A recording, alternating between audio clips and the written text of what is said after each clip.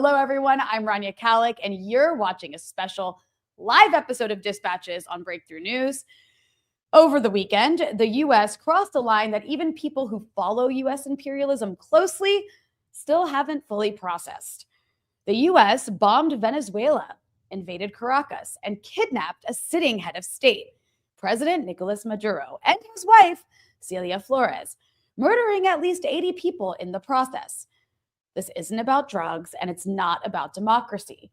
It's brazen colonialism in a world reshaped by the genocide in Gaza, a world where powerful states have learned that they can act with total impunity, lie openly, and face no consequences. As a bunch of MAGA frat boys take victory laps, Democrats are arguing over how much to support this operation. Europe has fallen in line. Corporate media is laundering the narrative. And much of the global South is watching in shock, not just at what happened to Venezuela, but at who might be next. Team Trump has gone on to threaten Mexico, Cuba, Colombia, Iran, and Greenland. This is the era of gangster imperialism.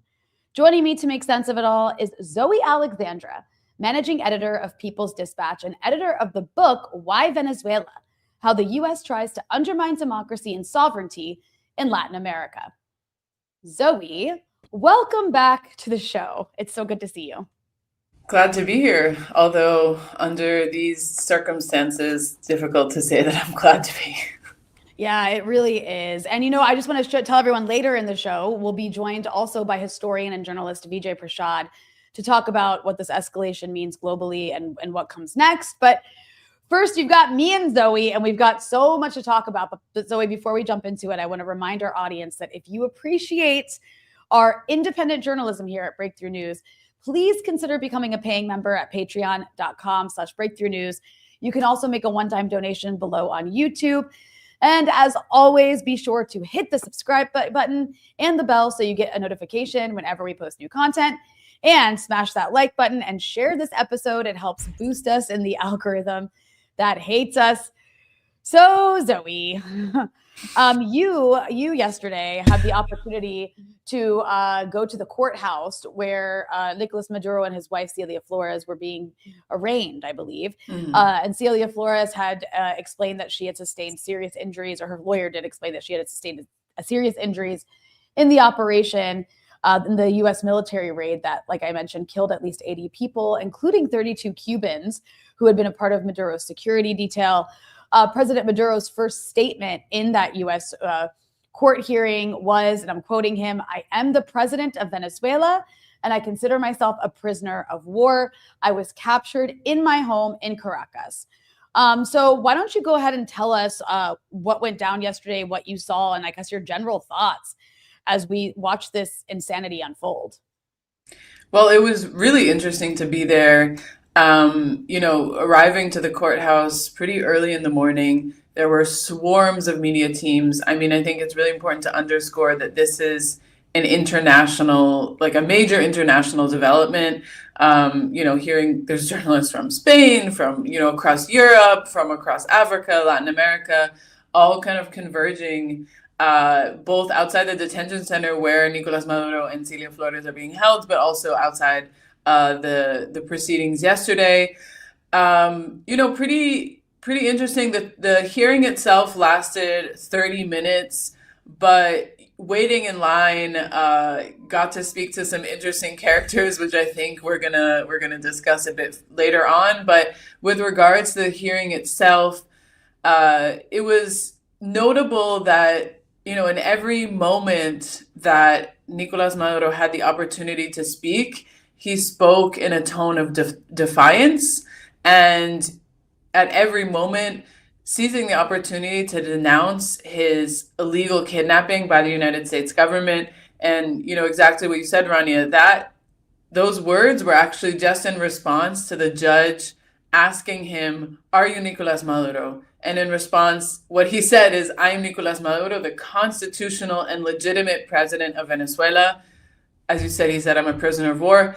He said, "I'm a political prisoner, and I demand that my rights be respected under the Vienna Convention and under the Geneva Convention, and that, again, that he was illegally kidnapped from his home in Caracas, and that he is a decent man, etc. So it was really, and I repeat those words because it is notable that in such a high profile case like the one that we're seeing right now, he is not kind of like bowing and accepting the legal framework which is being imposed on him by the United States. He's saying this is clearly a political trial. This is clearly a politically motivated trial, and I'm not going to just stay quiet and act as if this is anything but that, and use every opportunity to denounce exactly what had happened. And with regards to the state of Celia Flores, her counsel requested, and Maduro's counsel as well, requested medical attention, citing that they had not actually received this so far, and that she, in fact, might have a broken rib from the U.S. operation, which, as you said, it was not a surrender. There were 50 people who were killed and gave their lives to defend Maduro on January 3rd. Yeah, the Venezuelans said that they were killed. They said executed in cold blood. This was like a 2-hour and 20-minute long, basically like invasion operation to snatch Maduro and his wife. And on top of that, you had 150 planes, like U.S. planes, participating. It's so insane what went down. And of course, the Trump administration is portraying it as like this big victory because they got Maduro. But interestingly enough, I mean, the government of Venezuela is intact and still in power. There's attempts to try to frame the vice president, who's now acting president, Delcy Rodriguez, as some kind of collaborator with the Trump administration. That's actually been coming from Trump administration officials, in addition to Western media and Western think tankers. And I want to get into that as well and kind of talk about the situation in Venezuela. But first, I want to show you what it looks like right now in Venezuela as people take to the streets. If I can just find my screen share, because here we go. Sorry, everyone, bear with me and my temporarily broken screen computer. Let's see. I believe it's this one. Yeah, here we go. Inside Venezuela. Go ahead and take a look. This is not just really scary stuff. A foreign issue. It's our tax dollars that are also being used to commit these war crimes. It is also the duty of us, the people, to stand against the Trump regime, the Trump administration, that are committing crimes both here in the U.S. and against people in Venezuela. Now, in the background of this interview, you could see that police car. And now right here, we're showing you video we have. Immediately after the interview finished, Plickta was arrested by 2 Grand Rapids police officers. You can see it in the video. And an officer tells Plickta that she is being arrested for obstructing a roadway and failure to obey a lawful command from a police officer. You can see as she's. I don't know if you could properly see that, Zoe. Could you? I could hear it. Okay, something is like weird about the screen now. I don't know what. I think you can see both of us. I might need Emily to jump in and help. This is the problem with my computer gone horribly wrong. I think we're here now. We're here now. And in fact, that wasn't Venezuela. No, that wasn't Venezuela. That was America. That was in America. Sorry, I was trying to, as you can see, I was being sarcastic. I was trying to make a bit of a joke there, because it's completely insane. It's completely insane. The U.S. has essentially, like, that was a girl. I'm sorry for you guys who couldn't see it, and please again forgive me. I don't know like what to do about the situation with my ability to use StreamYard properly right now, but now I can see us. Okay. I was basically showing that video because that was not authoritarian Iran or authoritarian China or, evil authoritarian, fill in the blank of the country America hates. That was Grand Rapids, Michigan? Is that Michigan? Grand Rapids, Michigan, where a girl was like just speaking to the media about her opposition to Trump's raid and kidnapping raid in Venezuela. And she was literally on camera arrested for supposedly obstructing justice. And it's just so normal in the US now for that to happen. But we still have politicians, not just politicians, but media talking about, this country's authoritarian and this is a dictator. And meanwhile, look what we have happening in our own country. But to go back, to the matter at hand, which that's totally related, the US being the authoritarian state here, you do see a lot of threats coming from the Trump administration I'm a little hesitant to play another video because I'm like worried you're not going to be able to see it. So I'm just going to kind of, maybe I'll try one more if you guys are willing to bear with me, because I feel like it is worth it to just see the kinds of threats that we're seeing from Team Trump. But he's been making threats against other countries because he got away with this. He's got the support. You hear the Europeans supporting it. He's got the support of not just the European Union, but also of like the Democratic Party in this country, which is having this like hissy fit over whether they should even be supporting or even be opposing what Trump did. That was what the messaging was about. There was this like article in Axios over the weekend where the Democratic centrists, who basically run the party, were whining about like people shouldn't be criticizing Trump over this because it's objectively a good thing that Maduro's gone. But then you have more like threats coming from Team Trump. You have Trump at the Atlantic saying about the vice president of Venezuela, who's now the acting president, Delcy Rodriguez, saying if she doesn't do what's right, she is going to pay a very big price, probably bigger than Maduro. You have Lindsey Graham yesterday on Air Force One. The guy was basically straddling a bomb. The way he was acting, he was so excited. He said, "You just wait for Cuba. Their days are numbered." You have Trump openly threatening Mexico and Colombia, saying that they're next. You have this talk about Greenland. So yeah, Zoe, like as somebody who's covered Latin America for a very long time, you've been to all the countries I just mentioned. What do you make of those threats? I mean, it's difficult to say because I don't think, even when you and I have been talking about, the U.S. military threats against Venezuela at the end of last year, we did an episode about it in September. We talked on Breakthrough Live multiple times. I honestly did not expect that they would do such a style operation of literally kidnapping a sitting president of a sovereign nation. Like, that is truly there have been moments. Manuel Noriega, yes, he was kidnapped by the United States. It has happened, but it is not normal. And it is not something that, can be perceived as normal. And so it's hard to say it seems like everything's on the table now.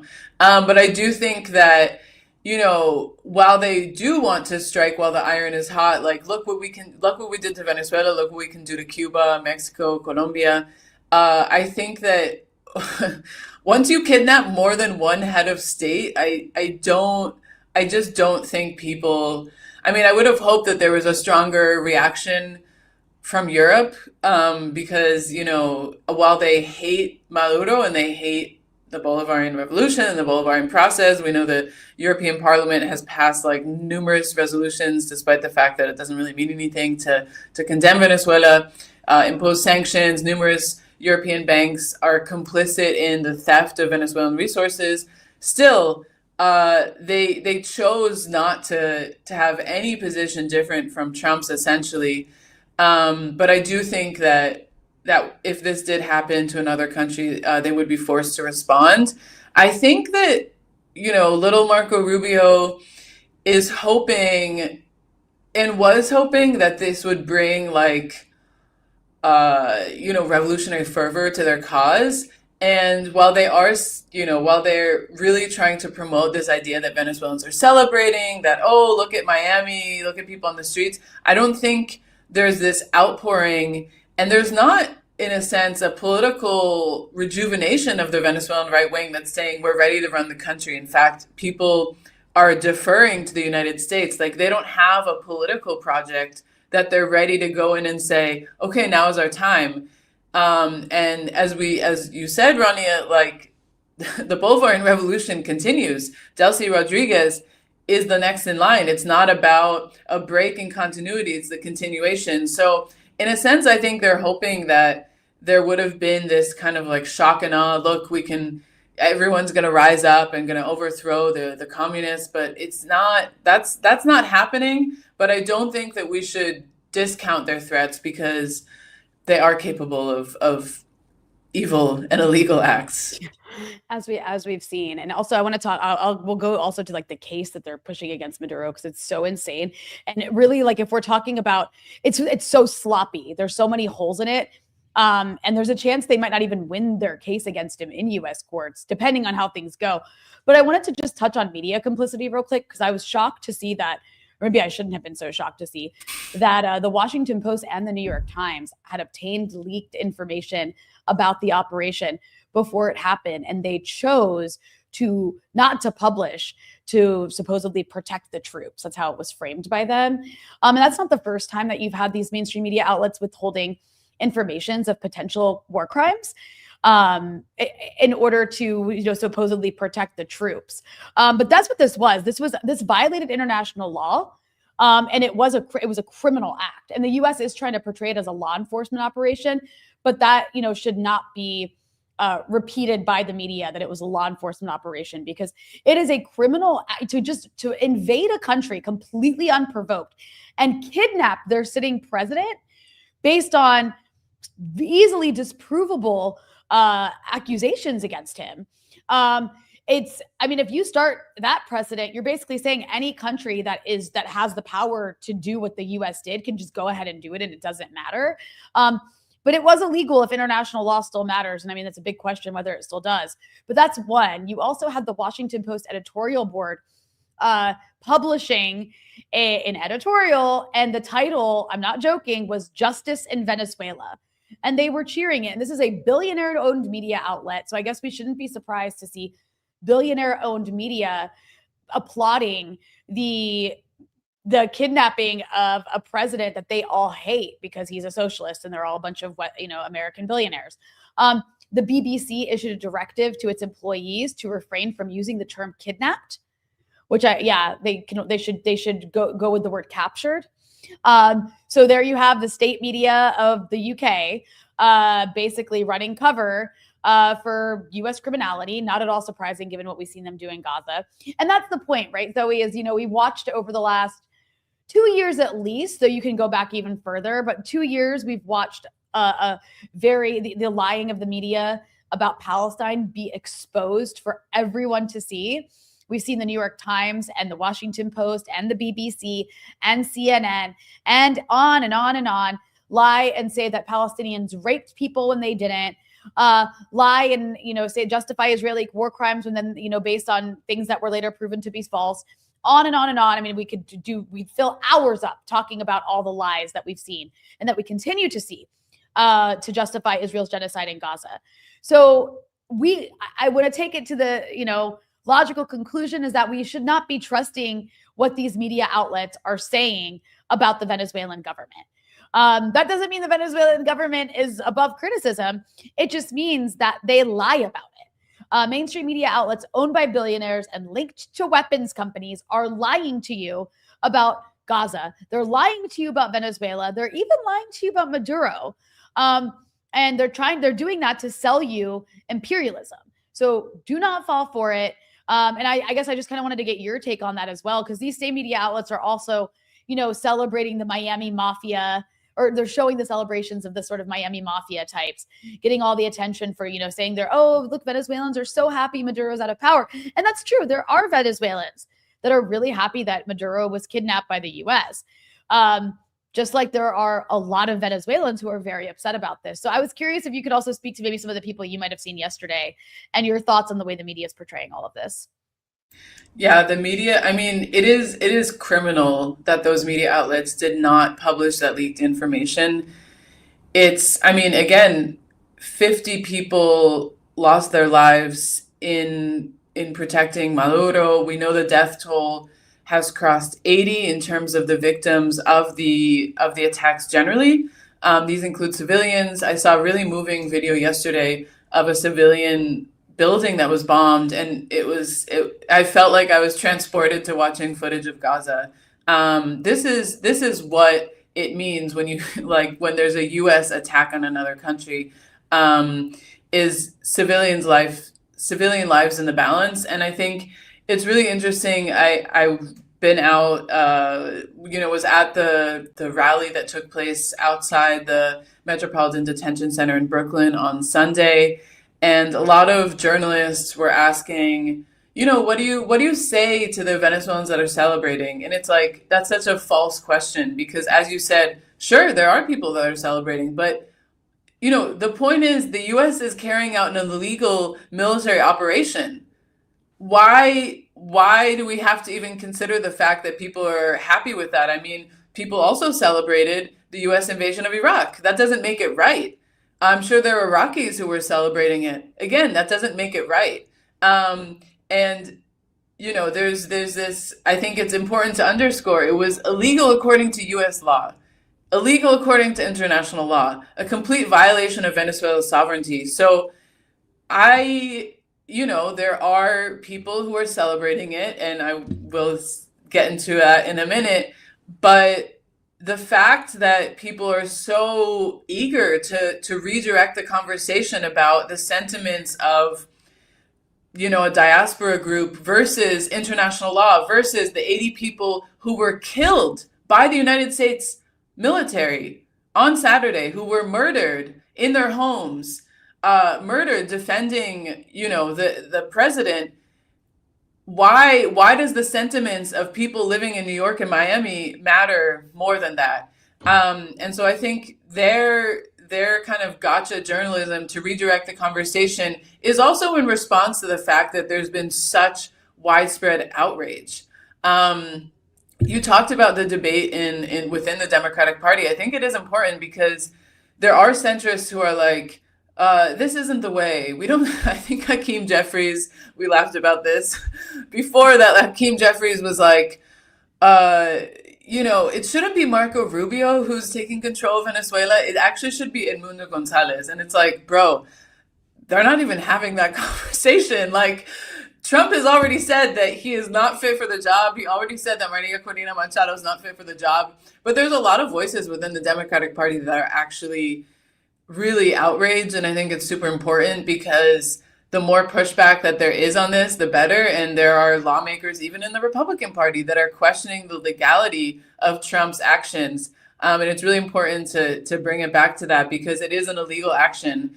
And then on the other hand, who are these Venezuelans who are celebrating it? Well, I spoke to some interesting characters yesterday while I was waiting to get into the courtroom. And one person told me, we've been waiting for this moment for 25 years. Okay, so that's when the Bolivarian Revolution began. That's when Hugo Chavez took power. To me, that's a really clear tell that this is not about some legal case. It's about defeating a political project that displaced the right-wing oligarchy from power, that gave Venezuela's natural resources to the people, that funded social programs, that brought poor and working class people into power. Other, choice phrases that these people told me who are from the Organization for the Liberation of Venezuela is that, one, they have been compiling detailed documents that they have been sending to Joe Biden, sending to Donald Trump, and just demanding that the U.S. take military action against Venezuela. I asked, well, what do you think about the fact that Donald Trump says he wants to run Venezuela? And they said immediately, please, we want the U.S. to run our country. We want the U.S. to run our country. The U.S. brings prosperity. We want them to run our oil industry. We had prosperity. Look at our history. The U.S. ran our country in other decades, and it was great. We want that. Russia, China, and Iran, they're just taking advantage of our oil, and that's unfair to us. And I was like, okay, that's so you, and they were like, we don't have, our opposition is not organized enough to actually run the country right now. We don't have the political power to run the country right now. And then the last thing I want to raise that they said is a complete show of just the real character of them is that I said, okay, well, the U.S. government, Donald Trump has been deporting hundreds, if not thousands of Venezuelans from the United States. Like, what does that say about how they view the Venezuelan people? And they said, all of those people that were deported are criminals. They're all members of Tren de Aragua, and their role has been to taint the image of Venezuelans, outside Venezuela. You don't understand. We used to be like a European capital. And I said, how do you know that they're all criminals? And they responded, how do you know that they're not all criminals? They all have tattoos. Oh, Jesus Christ. So make of that what you will. I mean, these are right wingers. These are people who watch Fox News. Yeah, these are people who watch Fox News. And that's the thing that people, if that, maybe even worse. That's the thing that people need to understand about these diaspora groups that are then weaponized by the ruling class in the US to be like, give them agency, see they're happy. You can say that about right wingers from any country.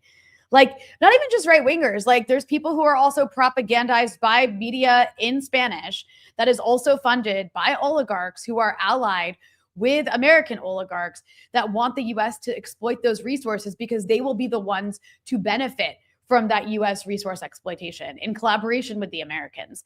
So you can take, I'm in Lebanon. There's lots of Lebanese voices you can listen to about how much they hate Hezbollah, how much they want Israel to come and save Lebanon, how much they cheer when Israel bombs Lebanon. But I don't want you to listen to those Lebanese voices. You know what? You want to take it to another extreme? There are Palestinian voices who have horrific politics, who, like that guy Mossab, the crazy one. What's his last name? He's the son of Hamas or whatever he calls himself. The one with the crazy sociopathic eyes, who's like always on Piers Morgan. He's Palestinian. He thinks that all Palestinians should be ethnically cleansed from all of historic Palestine because they're all terrorists. Should we listen to him because he's Palestinian? Like, this is such a scam. It's a scam because at the same time, this is why I want to ask you what's happening in Venezuela. You know, we've both been talking to our friends on the ground in Venezuela. And you know more people than I do in Venezuela, Zoe, and you understand the Venezuelan political system very well. You've edited a book about Venezuela. What's happening there? Because you would expect that if people were so happy Maduro was gone, this would be their chance. And before you give me the breakdown, I just want to say that, Maria Corina Machado, who Trump has completely discarded at this point, who must be just crying. She's so pathetic. It was leaked or said to some media outlet that the reason Trump discarded her is because she accepted the Nobel Peace Prize instead of giving it to him when she was awarded it, which I thought was hilarious and ridiculous. And just how many narcissists can you have in a room? But Maria Corina Machado, who's now been discarded, she is the sort of like leader of the opposition, right?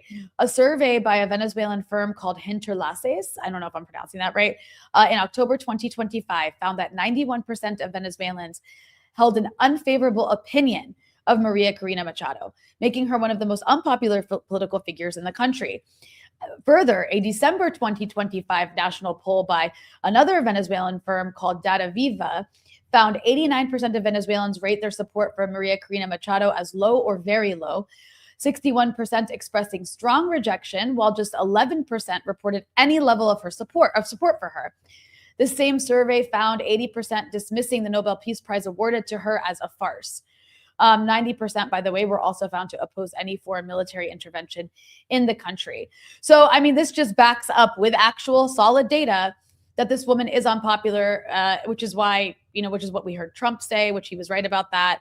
And even Marco Rubio had to admit to, let's talk about the government. The government in Venezuela was elected to power, regardless of what the billionaire funded media that is tied to weapons companies and oil companies in the US says about it.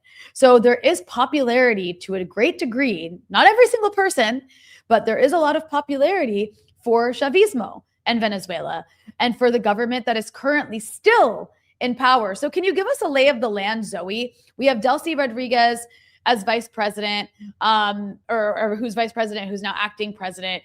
What's the rest? Like, what's the deal with the government right now? Is the Maduro government, as they call it, still in power, and do they still have ground support? Well, I also want to start by citing a poll that was actually published by the Washington Post, the same billionaire-backed media. That's how you can believe it, guys. If even the believe this, has to publish it. Believe this. Apparently, yesterday, Washington Post texted 1,000 Americans to ask what they thought about U.S. actions in Venezuela, and only 6% said that the US should be responsible for leading the country, and 94% said the Venezuelan people should be responsible for running the country. So let's just ground ourselves in that reality. Because that's actually really positive. I mean, that's such positive news. It is.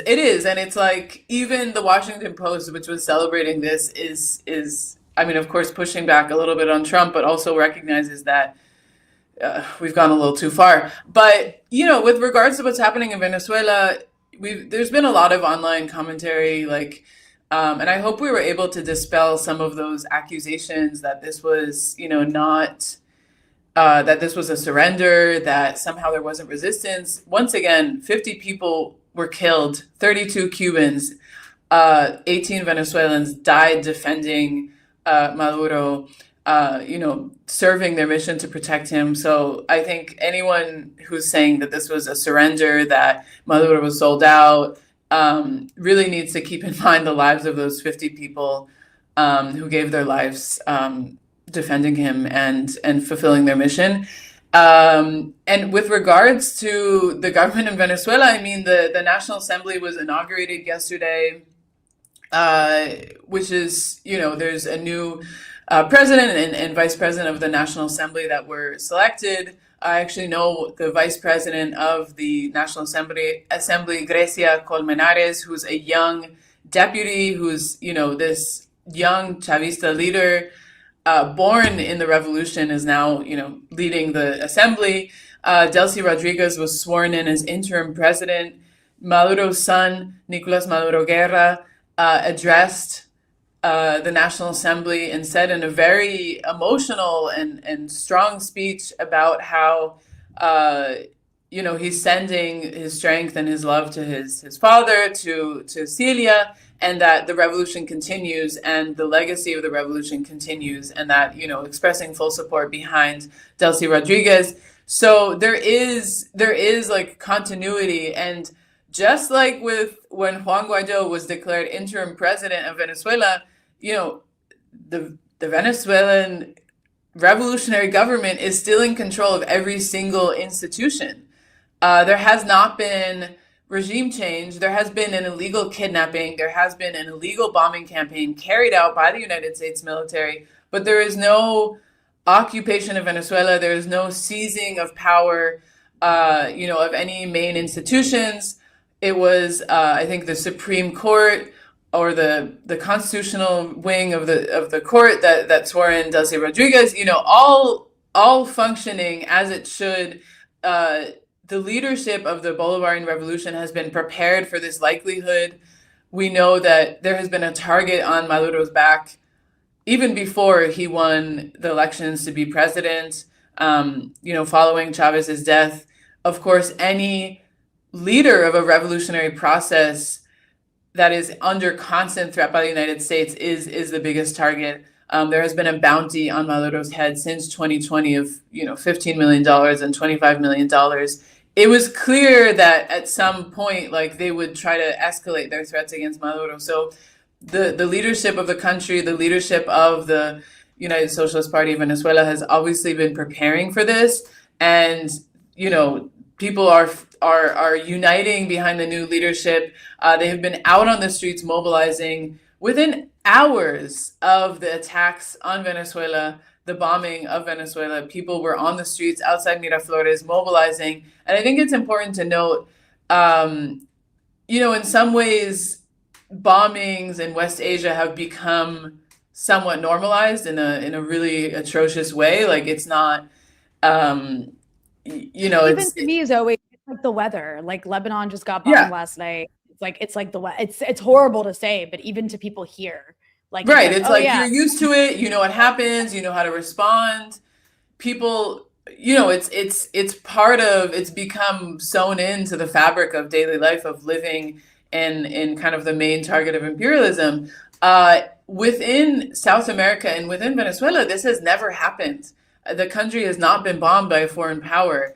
Even in South America, I mean, Chile, there was the Chilean army bombed the Moneda Palace when they were overthrowing Salvador Allende. But for a foreign power to bomb a South American country is really unprecedented. And so I think the impact on the people of Venezuela, on the people of the continent, has been quite serious. People who obviously went through the bombing and lived that experience, it's definitely changing how they're understanding their position with regards to the United States. So a lot of people are saying, oh, look at, people are celebrating in Miami, people are celebrating in New York. In Venezuela, I think there is a sense, and from people I've spoken to, that people, even, on different parts of the political spectrum, maybe who were not as supportive of the revolution, are understanding that being under siege by the United States is not what they want. They do not support these actions. And that, issues between Venezuelans should be resolved between Venezuelans. It does not, nothing merits a unilateral military action by the United States.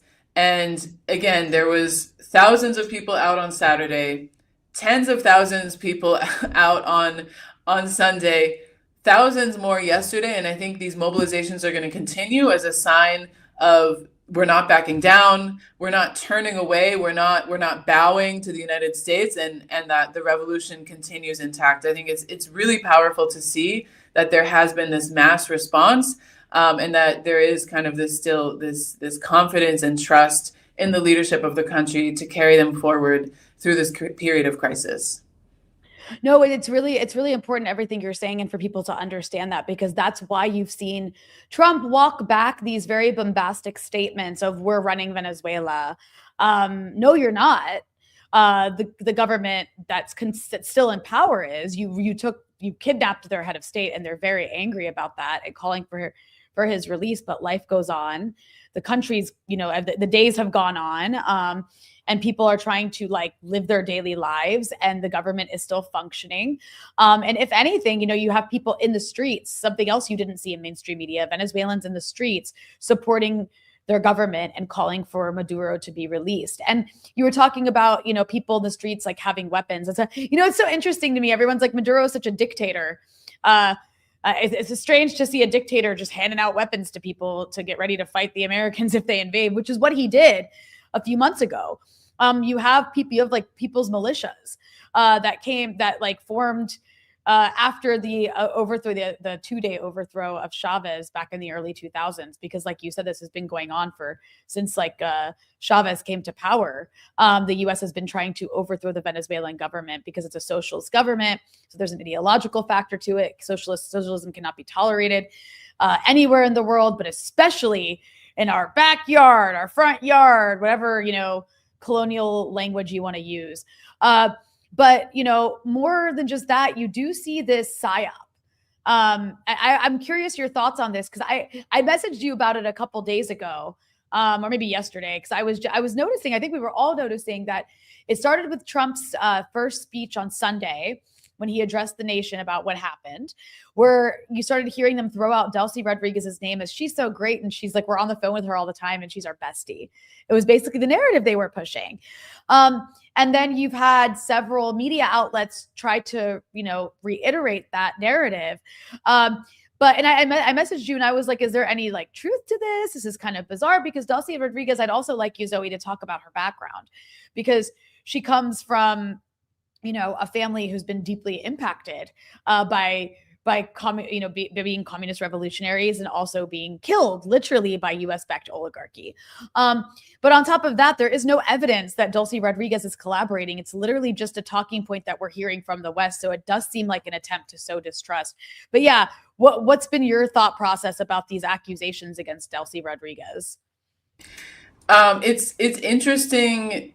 It's interesting that it's getting sort of picked up in leftist circles, and she's kind of being termed by some, I think maybe it's died down, I'm not sure, as a traitor, as a sellout.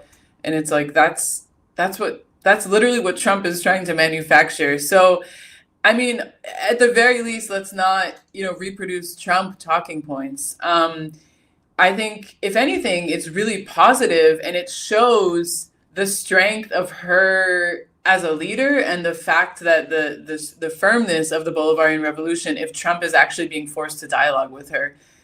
His best case scenario is not Delcy Rodriguez being in office. It is the United States somehow running Venezuela without doing a military occupation. You know, if it were for them, there would be no fucking Venezuelan government. You know, it's crazy times. What else are you supposed to say? You've got the freaking Secretary of Defense, frat boy Nazi Hegseth, talking about, you know, they effed around and found out. So if he can say it, we can say it. If he can say it, yeah. And I'm from Massachusetts. It's just like it's my nature.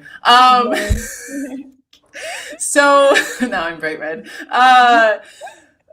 But these are Trump talking points. So and I think what do they show? They show that he is now he's been forced to deal with the Bolivarian Republic. He's not dealing with Juan Guaidó. He's not dealing with Edmundo González. He's not dealing with Maria Corina Machado. He's dealing with Delcy Rodriguez, who is the vice president of Nicolás Maduro. She is not a member of a right-wing party. She is not saying that, all right, come one, come all, we're selling Venezuela. She's saying we are continuing to demand the release of Nicolás Maduro. I am taking this position because it is my constitutional duty. What would happen if Trump, for some reason, were not fit to serve? J.D. Vance would take over. So I don't understand why people, don't understand the kind of the legal administrative process of a vice president taking over after the president is no longer present, but also the fact that the actual reality of the fact that Venezuela, does not want to go to war. Venezuela has, yes, it has armed its people. Yes, it's militarily prepared for this possibility, but it does not want to go to war. Maduro had been insisting, no war, yes, peace. And this is not just a funny slogan, it is the reality. Venezuela is a peaceful country. Latin America and the Caribbean has been declared a zone of peace by, this is a joint declaration of the region. It is a zone of peace. It does not want to go to war. So the fact that Delcy Rodriguez is able to engage in dialogue with the United States should actually be seen as something positive, because nobody wants more war. Nobody wants more attacks on Venezuela. Nobody wants more civilians to die. And anyone that wants that is saying that they're fine with more people dying for this cause, whether it be more Venezuelans or whether it be U.S. soldiers. So I think, first of all, we have to say that, it's the U.S., and again, I think this point is made really well in the article that was published at People's Dispatch, written by Manolo de los Santos.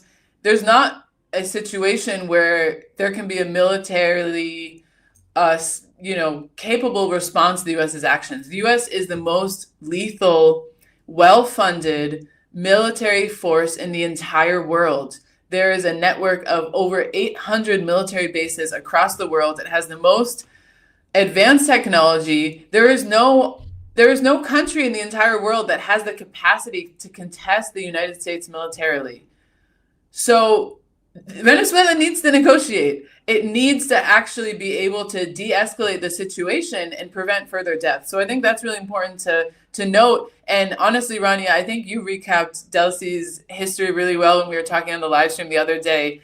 So I wanted you to share that, because it's like people are completely discounting the fact that the revolution didn't start in 1999.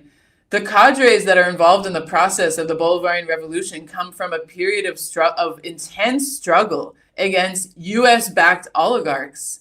And they resisted that U.S. oligarchy, costing them their lives. Nicolás Maduro comes from this legacy. He's a trade unionist. He's a bus driver, and he came from this history of resistance in Venezuela. So, Rania, I wanted you to tell the story. Well, so Delcy Rodriguez, her father, whose name was Jorge Rodriguez, he was basically a socialist revolutionary. He was part of the Socialist League, and he was killed in 1976 he was basically arrested in prison and tortured to death by a U.S.-backed regime, because that's who used to run Venezuela, was like a U.S.-backed oligarchy. And so she comes from a revolutionary family, and people like Maria Corina Machado and others that the U.S. wants to put in power. Those are the people. Those are people who are from the ideology that basically killed her father. That she is like adamantly opposed to. So, I mean, when somebody has like blood in the game like that, I just think it's like to just like throw them under the bus and just call someone a traitor when you don't really know anything about the situation or the country or the individuals involved. I mean, these are committed revolutionaries. And they have ideologies, and that's, but they also live in reality. And so I'm glad you mentioned Manolo's article, and I recommend people go check it out. It's called Venezuela's Revolution Still Stands, Debunking Trump's PSYOP. It's a really detailed article that goes, that really expands on a lot of what Zoe was just talking about. But also, he makes the point about, a necessary retreat. And that happens at times. And there, we are in a situation in this world right now where like you said, no one can contest U.S. military power. It's technologically supreme. It's militarily supreme. It has all the resources to carry out a level of violence that is very difficult to deter. It's kind of the same way Israel is in the Middle East right now. Nobody can, face Israel militarily because it is supreme. It has all the technology. The asymmetry is too high. And Venezuela is also in a situation where, regionally speaking, it's politically isolated. And we talked about this on the show, on the live stream we did on Saturday with me, you, and Eugene. But you mentioned this, Zoe, and VJ talked about it a bit too, with the angry tide. You look around the region and lots of countries have governments now that are right-wing, that are aligned with the U.S. And so if you have no allies around you, and then the allies you do have, I mean, allies is a very loose term because, they're not very strong in their rhetoric in terms of like pushing back. Because I think, they're also maybe a little bit ideologically cowardly, but they're also in tough positions as well. I would say like, maybe Gustavo Petro is an exception there, but he's also limited in what he can do. I mean, his rhetoric is stronger than you'll see from like Mexico or from, or certainly from Brazil. I don't even know what Brazil has had to say about all of this. But all that's to say, I mean, these countries are also not powerful enough to stand up to the U.S. They're not even really in unity with each other. So they can't even be like a united front. And again, they're surrounded by an increasingly hostile sort of fascistic tide across the region. So in moments like that, you are going to see a need for negotiation and a need to compromise and a need to retreat. And so Manolo talks about that in his article, and he gives some historical precedents. And I mean, I think that's really more geared towards like the left because of the sort of critiques you might see from certain segments of the left. And also, Zoe, we forgot to give a shout out to all the right-wingers who are watching this stream right now so they can write hit pieces about how we're being funded by, like, I don't know, pick this government, that government, and the other government, because we can't think for ourselves. The only reason I could possibly be against American imperialism, according to a number of insane right-wing losers whose brains are rotting, is because some government must be paying me because I don't have a brain cell of my own. It's all been leased. As opposed to the reality, which is that I have a history of my entire career being opposed to U.S. imperial plunder and the bombing and destruction of the global South. And I catch us in 2003 at the Iraq War protests. Yeah, catch up, right? Like, catch me my entire life. Like, I came out of the womb opposing imperialism. So I don't know. Maybe I was created in some laboratory of pick whatever country you hate and say they made me. But anyway, shout out to you guys. I know you're watching, and I'm sure you're gonna clip something or quote something trying to prove your stupid theories, as opposed to the fact that, guess what? We have ideologies, like the way we view the world. And that's what guides what I say. And also, you as a fascist who's watching, that's what guides what you say. Lifelong historical struggle. Anyways, I'm going off on a tangent here. I just can't believe the level of stupidity from some people who just can't understand like why you'd oppose the kidnapping of a sitting president.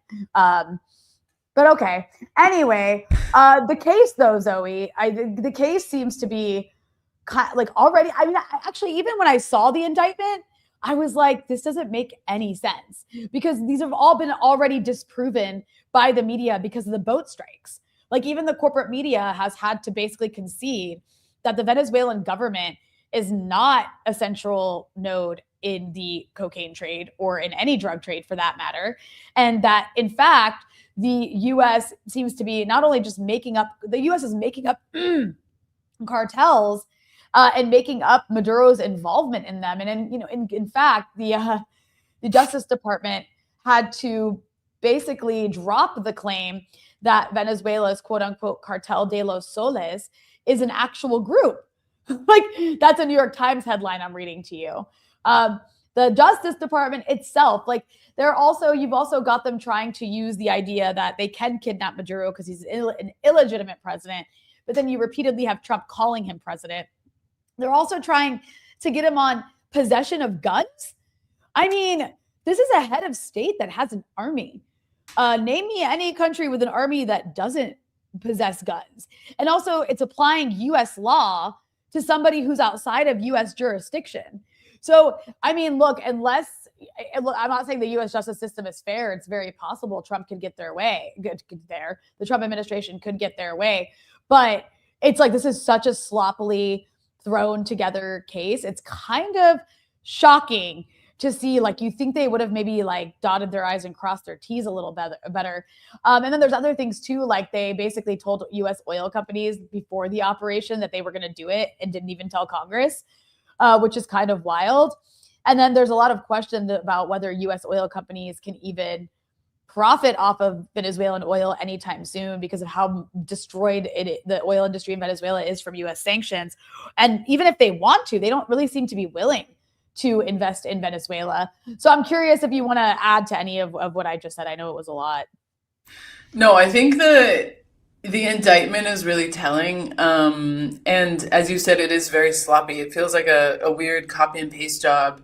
And for example, I think notably we see a lot of people responding to the operation on Saturday saying, well, like, I've seen a lot of, or maybe this was on the White House account, which is truly unhinged. Like, oh, I'm the survivor of my son died from fentanyl overdose, and that's why I support the operation. And it's like, okay, well, it's been massively proven that A, fentanyl is not coming from Venezuela, and B, fentanyl was not even mentioned in the indictment. And so, like, they can't even keep their narrative straight.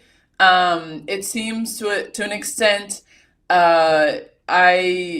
they also essentially have shifted to say that it's not that Maduro's trafficking drugs, it's that he's allowing it to happen and that he's fostered a climate of allowing these groups to flourish. And it's like a super vague kind of accusation. And also, when I was talking to my friends, the Venezuelans that the media wants you to listen to, they were like, yeah, well, the drugs, okay, that's one thing. It's sure they're not really coming from Venezuela, sure, but the Tren de Aragua is actually, it's more about the Venezuelan government creating a network of people to start problems in other countries. And the Venezuelan government has essentially, sending people to other countries to start problems and wreak havoc and be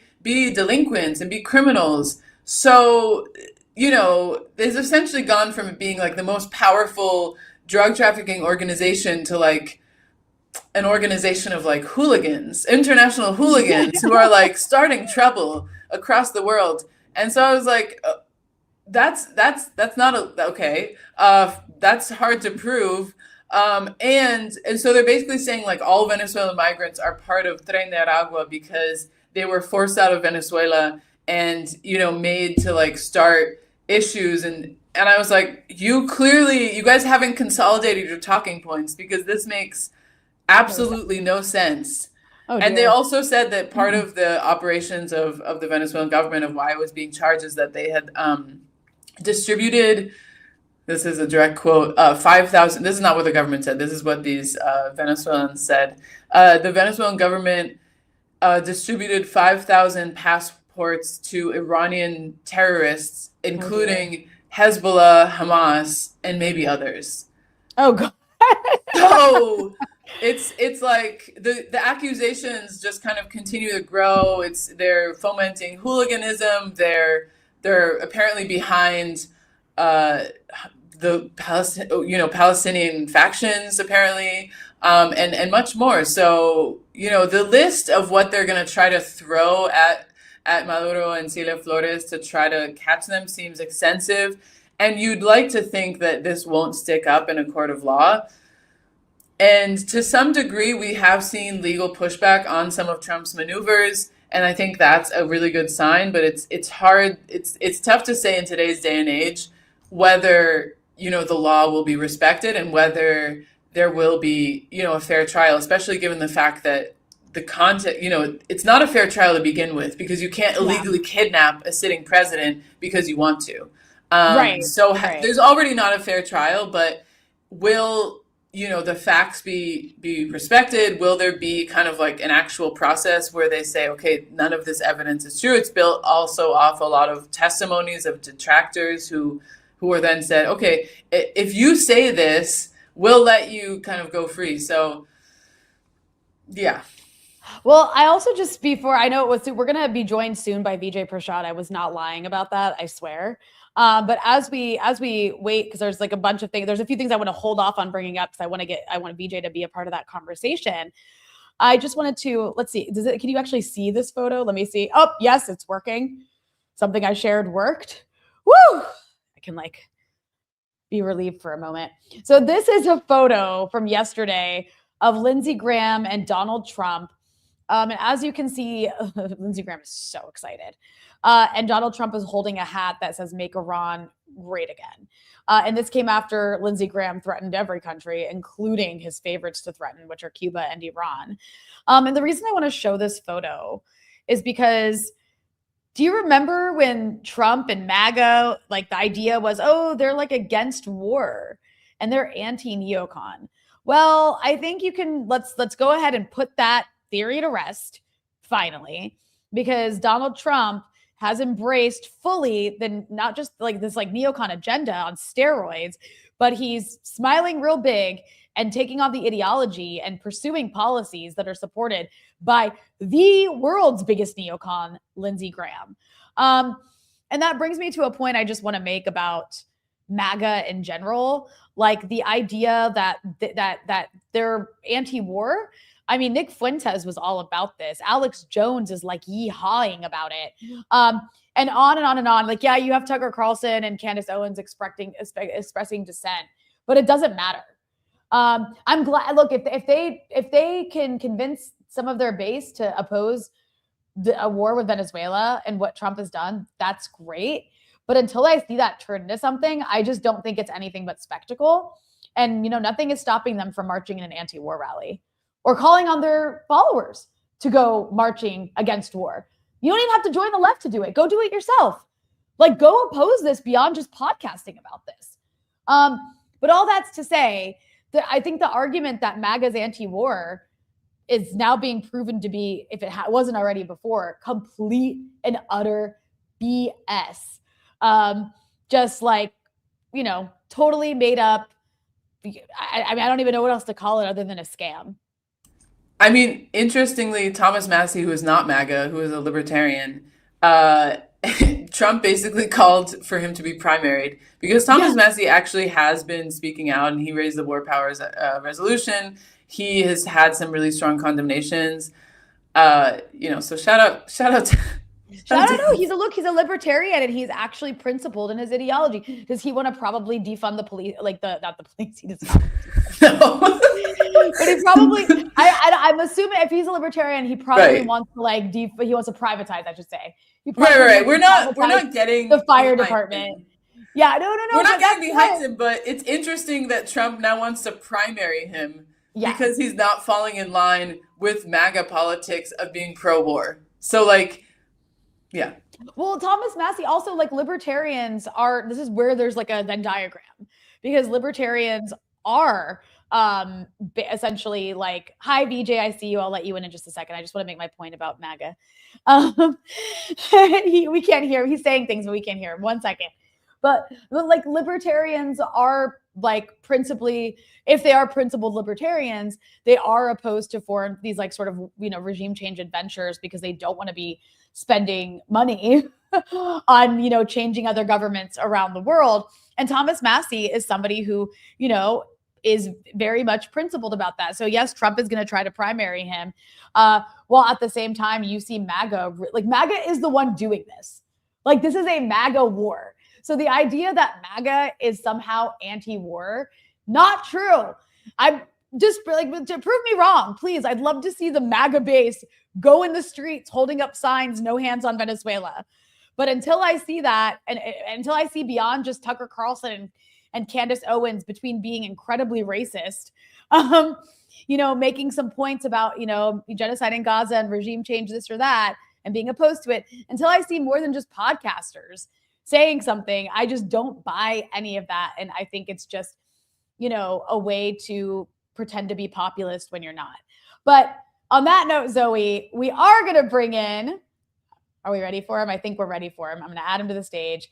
I'm going to also change this. I don't like the way this looks. So I'm going to go with, let's see, where's this one? I'm going to go with this one. How's that? That looks nicer. Hi, VJ. Hi. Well, now we look like give the people what they want. Well, hang on. I'm going to add a BT logo. Oh God, can people, VJ, I'm really struggling because my computer screen is broken. So it's like I can only use a smaller space than usual. But I'm going to add a BT logo. So let's see if that makes it look at least like Breakthrough. But it's great to have you on, Vijay Prashad, director of the Tricontinental Institute. A lot has happened. We had you on our live stream a few days ago, and now you're back to talk more, hopefully, Venezuela. Zoe, why don't you lead in while I fix this, because I'm having some tech problems from my end. I need to fix real quick. So talk to VJ.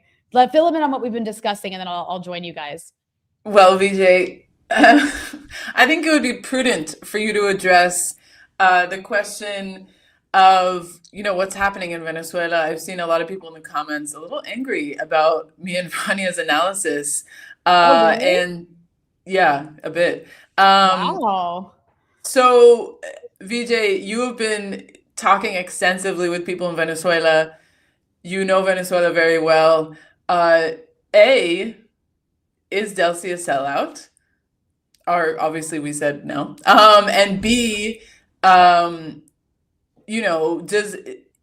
there capacity? I mean, what should Venezuela be doing right now? And what is its response to the U.S. right now? I mean, what does anybody expect? I've covered Iraq, the war, the U.S. bombing, whatever. What happened in Caracas at just after 2 a.m. on the 3rd of January is an unprecedented amount of attack. I mean, the first thing they did was the United States went and, as Trump said, we have ways to do it. They cut the power in Venezuela and they cut communications, for most of the ability of the military to communicate. And then they had 150 aircraft in the sky. It's like when people say, oh, they went in a helicopter. No, my friends, they had 150 aircraft. They bombed all the air defense systems. They incapacitated the country from being able to defend itself. And then they went into a place where they knew Maduro was. I mean, it's not like Maduro was hiding in a cave, They know where you are. They knew where all the Hezbollah people were and blasted their pagers, for God's sake. They knew where he was. They killed 50 people who were trying to defend him. Yeah. Now, you can ask the question, why didn't Maduro pick up a gun and fire it? He's not a military guy. He's a bus driver who became a politician. He became a trade unionist. Okay, he surrendered to the military. By the way, have you ever seen Delta Force uniforms? They were basically titanium. They look like RoboCops or like Teenage Mutant Ninjas. I mean, it's scary, man. You can't. The U.S. military spends over $1 trillion a year so that it has all this stuff to destroy countries. This is a serious blow to Venezuela. I mean, it's the first bombing of a South American country. Yeah. Panama is in Mesoamerica. It's the first bombing of a South American country by the United States. People are in shock. I mean, they are in shock. So, I mean, was there a deal to give? Of course not. People say, oh, Maduro was like, Happy New Year. He's an affable guy, plus they drugged him on the plane, like they always do to people who face extraordinary rendition. That's what happened to him. He faced extraordinary rendition. He's a prisoner of war, as he said. Yeah? He's being charged with ridiculous offenses. It's really important for people to understand that when Delcy Rodriguez did the second public event, she was sitting there. Next to her was Diosdado, who's the Minister of the Interior, who's one of the 6 wanted people in the US indictment. If she had sold out Maduro, she would have fired him immediately and not have him sitting next to her. Explain. Can you explain who he is? Because his name's been coming up a lot. He's a very important figure in Venezuela. What's his role in Venezuela? He is the #1 Chavista.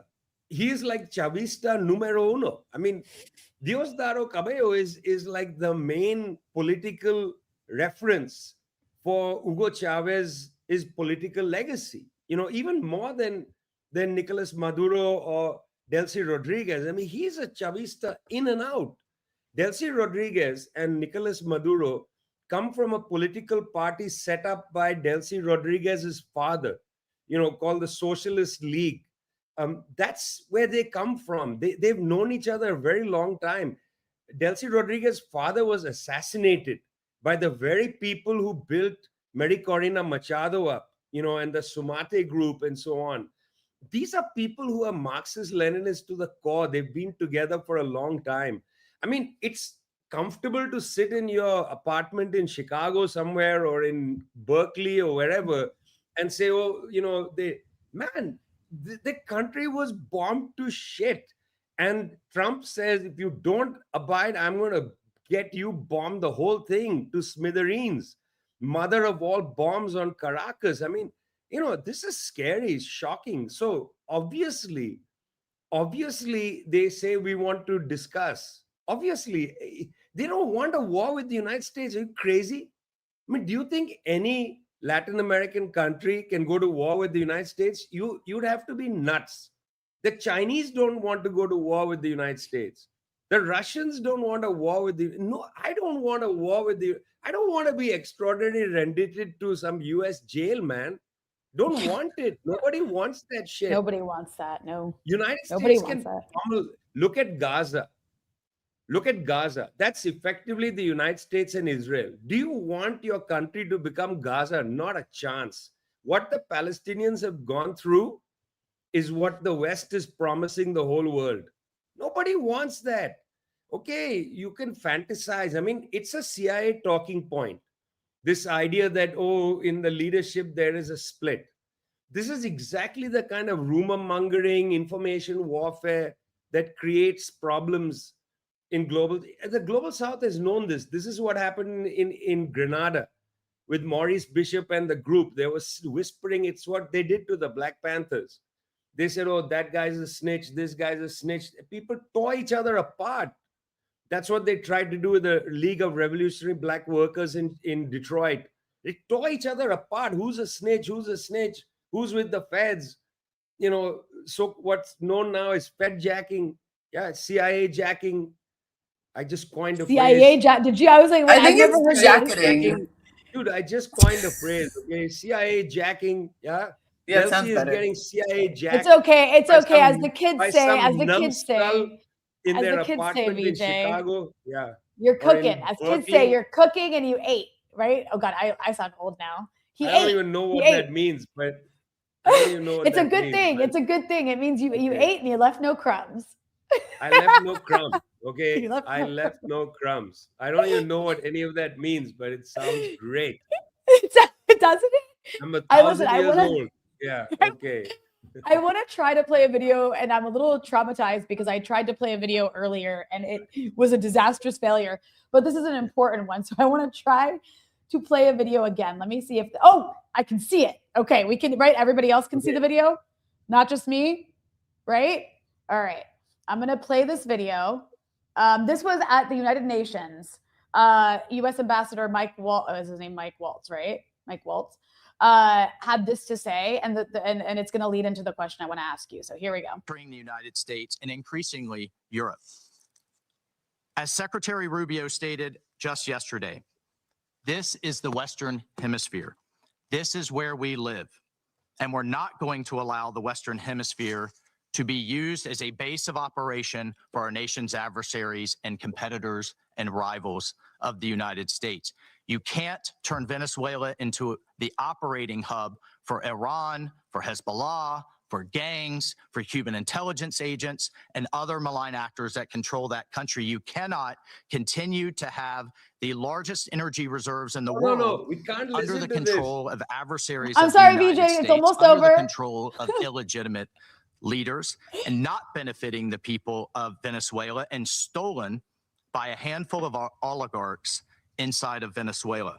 But it doesn't stop there. Numerous UN and international. So I think that that's a really important. I know, VJ. I know. Yeah, I know. I did not mean to trigger you, but this is what's happening in the world. So the thing is, firstly, I don't want to listen to his voice. Can we remove him from the screen, please? Yeah, I'm trying to. I just don't want to listen to this guy. Yeah, I mean, these people are not serious people. Yeah, what does he say? He's saying the Western Hemisphere is the United States, and the United States will decide who gets to sit and control the oil. What the hell, man?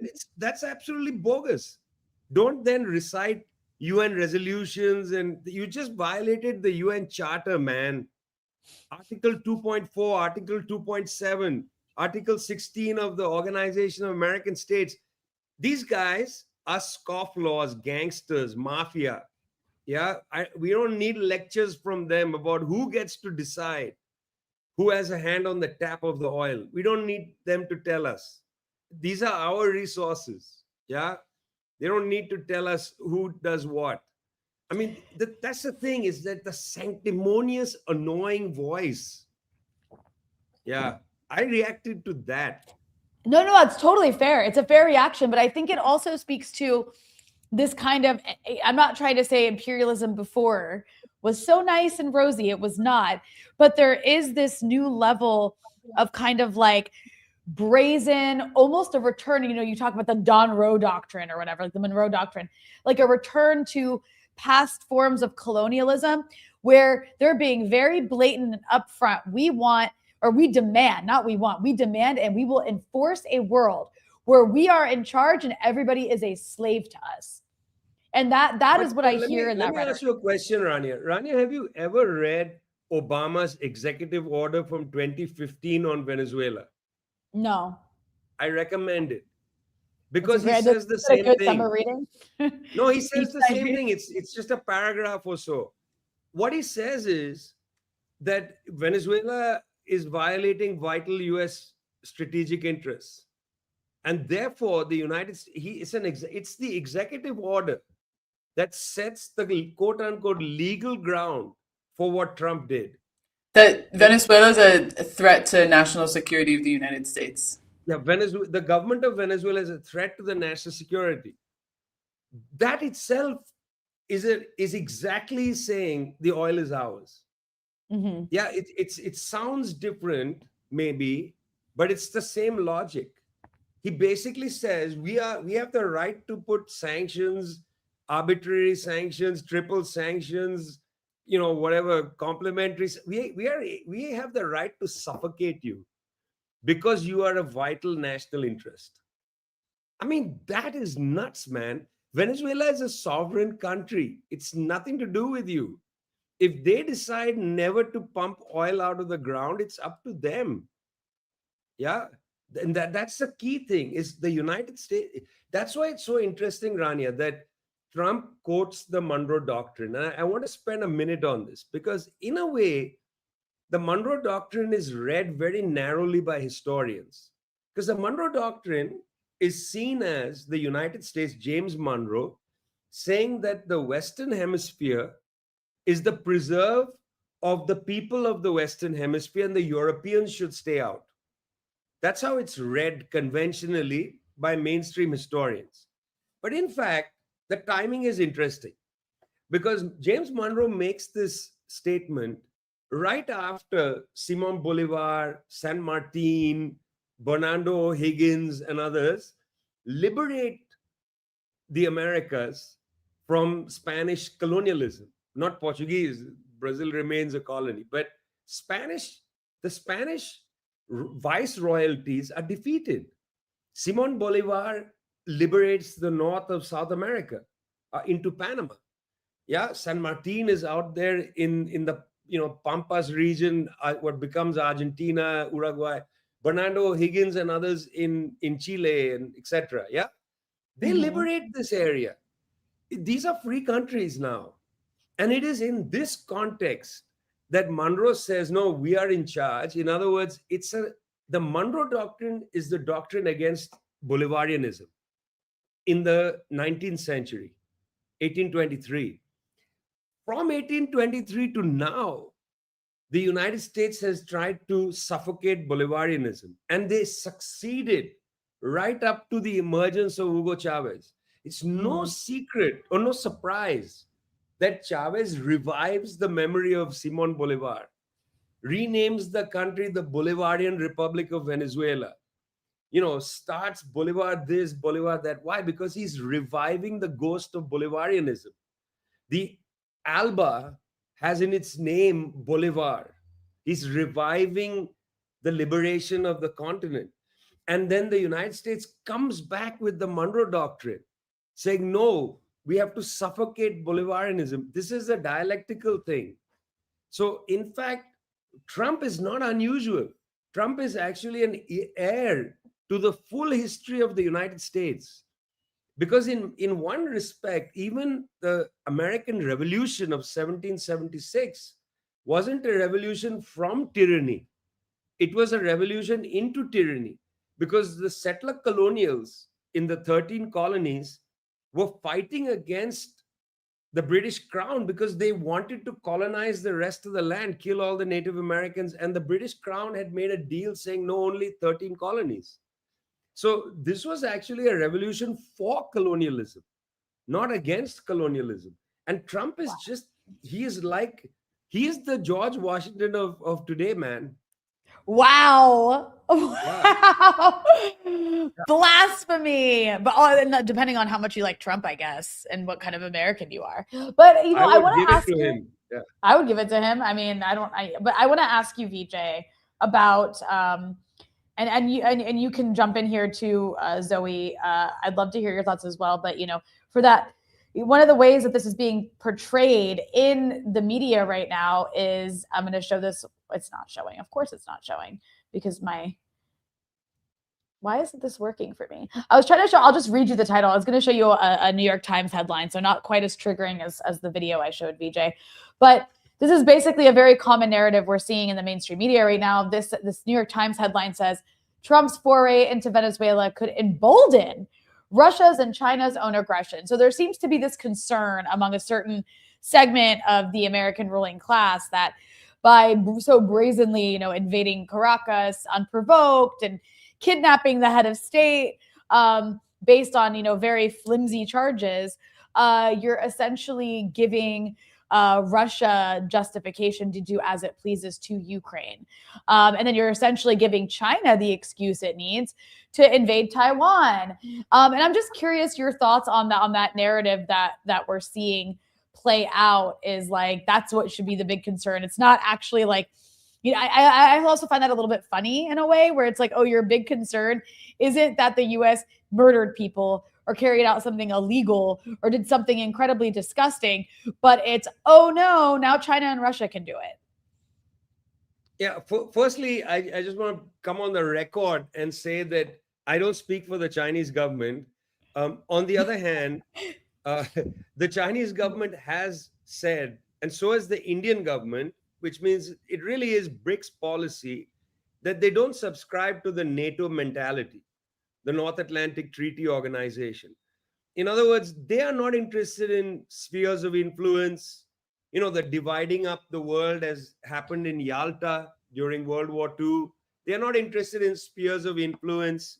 They are not interested in saying, you take Venezuela, we take Ukraine, or we take, Taiwan. they're not interested in that. They're also not interested in military blocs. This is why the term multipolarity is a deeply unattractive term in most spheres. They don't want multipolarity. What they want is respect for international law. They want more multilateral institutions respected, the UN and so on, the UN Charter. Yeah, that's what the Chinese always say. See, they don't think of Taiwan, by the way, as another country. Taiwan is part of China. The United States recognizes that. There is one China, Beijing is the capital. So it's not like Venezuela is like the Taiwan issue. That's ridiculous. I mean, the New York Times should read its own understanding of world affairs. It's crazy. It's like saying Puerto Rico, is like Venezuela. No, it's not. Puerto Rico is a territory of the United States. Now, it has its own problems there. Taiwan is not even a territory of China. It's technically part of China until 1977, I believe. The UN said there's one China and Taipei is the capital. That changed in 77. There's one China, Beijing is the capital. The Chinese are not interested in invading Japan. Okay, it was the Japanese who invaded China. So let's get all that straight. Yeah. And so I just don't think, I think the New York Times is on Mars.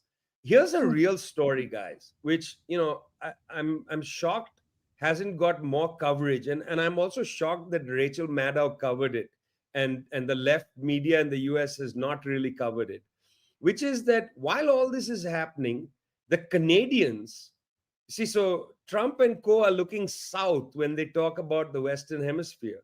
Meanwhile, Canada has announced a new Arctic strategy. Basically, they have said that the Arctic is ours. We are not going to share it with anybody. That is to say, the Arctic above Canada. The United States will now have to take not only permission, right now, US ships have to take permission to use the channel up there from the Canadians. And that permission was basically granted automatically. Now they're going to look up. I have the document. It's a PDF. You can download it from the Canadian government website. It's 29 pages long.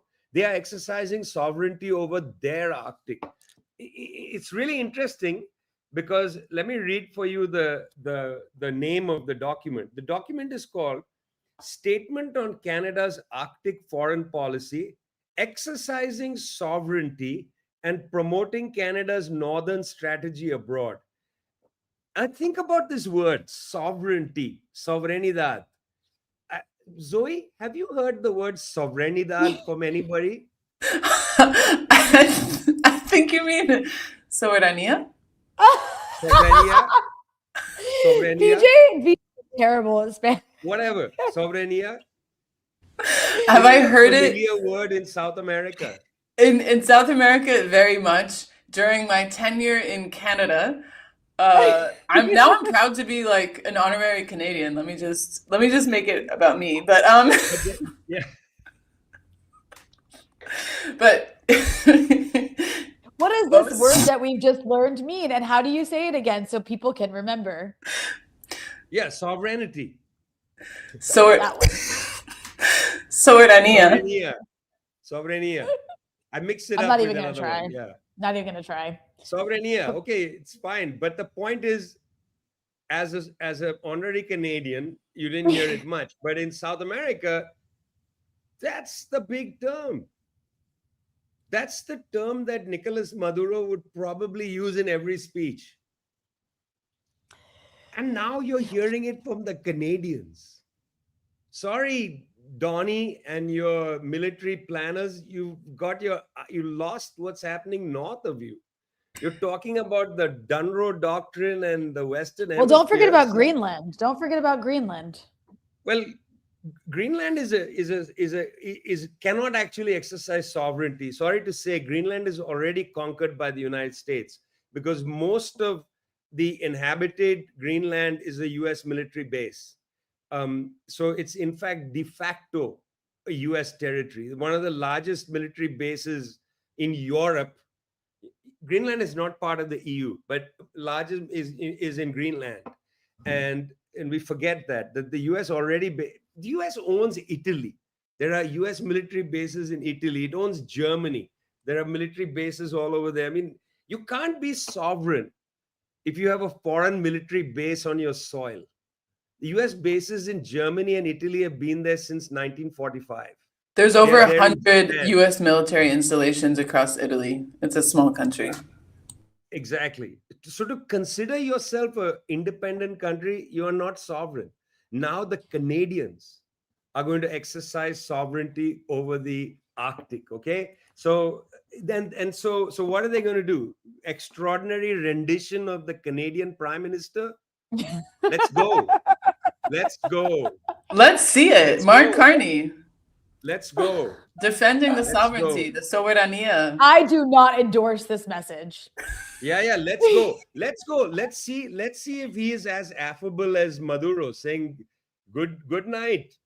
Happy New Year. Good night. Happy New Year. I mean, Maduro is an extraordinary affable guy. Okay, met him many times. He is extraordinarily affable. He's always smiling. He's extremely personable. He's the last person to do the Saddam Hussein with his captors. You know, he's not. That's a whole Arab thing. You know, like you know. Yeah, exactly. When Gaddafi was caught, he was like, I am Muammar Gaddafi. But look how Maduro spoke in the court. He knew that there's no point telling his jailers, I'm Nicolás Maduro, you know, no point. But what did he say in the court? He said, my name is Nicolás Maduro.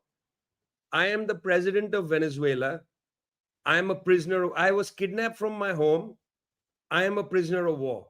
Those are 4 sentences of great dignity. Great dignity. And I think that the United States, every human in the United States should listen to that again and again. I am Nicolás Maduro Moros. I am the president of Venezuela. I was kidnapped from my home. I am a prisoner of war. Wow. Yeah, no, I can't believe I've accepted that it's happened, but I'm still a bit like shocked when I hear it again, because this is so insane. And I think that's maybe how a lot of people are feeling right now, is like they've wrapped their head around it. I mean, it's happened, you know, it's already done. And every day it's just to start the year off like this. I mean, 2025 was already full of insanity, and to 3 days into 2026, have the U.S. doing this insane military raid and kidnapping the head of a state and bringing him to New York. I mean, I don't want to make light of it, but it did make me, there was this Jon Stewart did a segment where he said they're deporting all these people, but they actually imported President Nicolás Maduro, a Venezuelan. But all that's to say, I mean, it's just completely unprecedented. We don't know what's next. But what is clear is that I think, and this is like the last thing I want you to touch on here before we wrap, BJ, is obviously the U.S. is an incredibly violent empire and has been, as you mentioned, there's been a lot of precedent that has been set in the recent past that what took place now has built on. And you mentioned the 2015 Obama executive order, one among many other things that bipartisan consensus built upon to lead us to where we are now. However, I think that it needs to also be stated that the genocide in Gaza, like you mentioned earlier, this has really raised the threshold of what this incredibly violent empire is willing to do, because what we've watched is the Israelis and the Americans just totally bulldoze over every international norm that exists and throw it in the garbage can, and there be zero consequences, which has only empowered them to continue to raise that threshold even higher.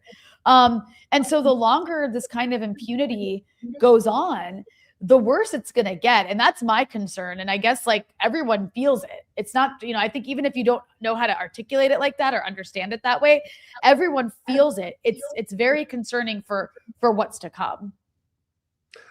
Firstly, I just want to take advantage of you guys and your viewers to plug 2 books, if you don't mind. One of them is Muhammad's new book from OR called On the Pleasures of Living in Gaza, Remembering a Way of Life Now Destroyed. This is a beautiful book. It's about how Gaza is a place that people who live in Gaza remember, like playing football on the beach, hanging out in cafes, going to an art gallery, going to college, etc. It's about the pleasures of living in Gaza. He wants people to know that Gaza is not a hellhole. Yeah, this is the before. And then this is Wasim's book from 1804, Witness to the Hellfire of Genocide. You know, you put these two books together, in a sense, the before and the after, and you understand what US hyper-imperialism does. You know, because what happened in Gaza, we can call it Zionism, Israeli, whatever. This is US hyper-imperialism. Israel just pulled the trigger. The United States produced the gun. The US produced the entire context for the gun to be there, for nobody to come and push the gun away. Not one European state tried to push the gun away. Nobody in the global south was able to. They tried. The South Africans, the Bolivians, they tried like crazy. Yeah, the Malaysians, they kept trying. They couldn't, because US imperialism is extremely strong. You know, over $1 trillion a year on the military, the suffocation of information around the world, the ability to create info wars, the ability to discredit journalists, just saying you are a terrorist, you are this agent of this, that, and the other. Yeah, their capacity is amazing. We call that hyper-imperialism. United States produced the ability and gave the Israelis the gun, and the Israelis pulled the trigger and destroyed Gaza. This is not just Zionism, Israelis, Netanyahu, Trump. It's not. It's US hyper-imperialism. It's a system. We have to bring that system to its knees. We need a different world. This is unacceptable. I can't, I want to live in a world where people, do this, go surfing in Gaza. Not this. This is unacceptable. This is the consequence of hyper-imperialism. So please read the book by Muhammad and read the book by Wasim.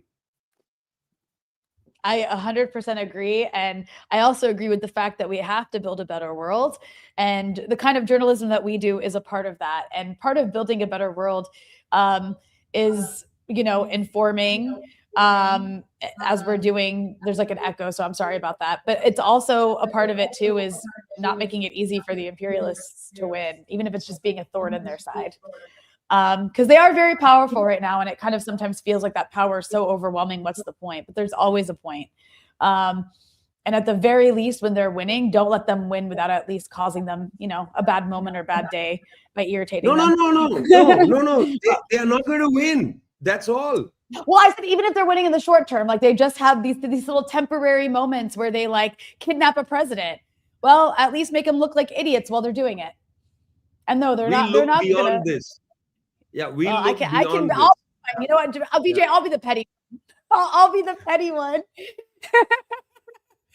But all that's to say, I want to thank both of you for giving me your time today. You're both doing incredible work. BJ, director of the Tricontinental Institute, and you've written too many books to name, but all of them, I haven't read every single one of your books, but I've read several of them, and the ones I've read are amazing. So I'm just going to assume that the rest are as amazing. And Zoe Alexandra, managing editor of People's Dispatch, doing lots of work increasingly with us over here at Breakthrough News. Thank you both so much for your time. And thank you everybody for watching. Make sure you like, subscribe, and share. And again, if you support our independent media here at Breakthrough News, our project, please consider becoming a paying member by going to patreon.com/breakthrough news. All right, everyone, have a great day, and we will be back soon. Bye.